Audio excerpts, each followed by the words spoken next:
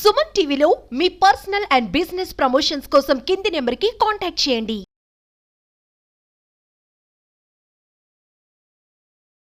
Welcome to Suman TV. నా పేరు doctor Sai Kiran Vaddapalli. ఆమె పీడియాట్రిషియన్.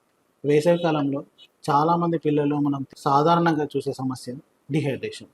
చిన్నపిల్లలు సాధారణంగా వాతావరణంలో ఉండే వేడి వల్ల, మామూలుగా వచ్చే చిన్న చిన్న ఇన్ఫెక్షన్స్ వల్ల, వాంతులు విరేచనాలు విపరీతంగా అవ్వడం వల్ల, రోజుకి ఒక 6 నుండి 7 సార్లు వాంతులు విరేచనాలు అవ్వడం వల్ల, బాడీలో ఉండే వాటర్ బయటికి వెళ్ళడం వల్ల డిహైడ్రేషన్ ప్రభావం సివియర్గా కనిపిస్తుంది.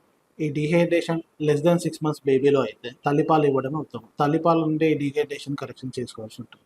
డిహైడ్రేషన్ గుర్తించడం ఎలా?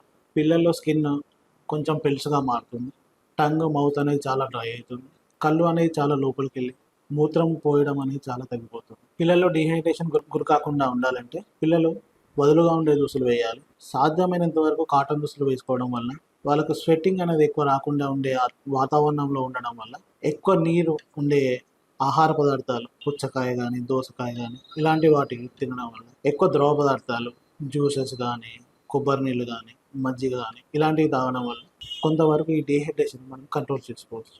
సివియర్ డిహైడ్రేషన్ వల్ల బాడీలో ఎలక్ట్రోలైట్స్ అబ్నార్మాలిటీ వల్ల పిల్లల్లో, ముఖ్యంగా చిన్నపిల్లల్లో మెదడులో రక్తస్రావం జరిగి ఫిట్స్ వచ్చే అవకాశాలు ఎక్కువగా ఉంటాయి. అందుకనే పిల్లల్లో డిహైడ్రేషన్ లక్షణాలు ఉన్న, మూత్రం తరచు తక్కువగా పోస్తున్నా వెంటనే వైద్యుని సంప్రదించండి.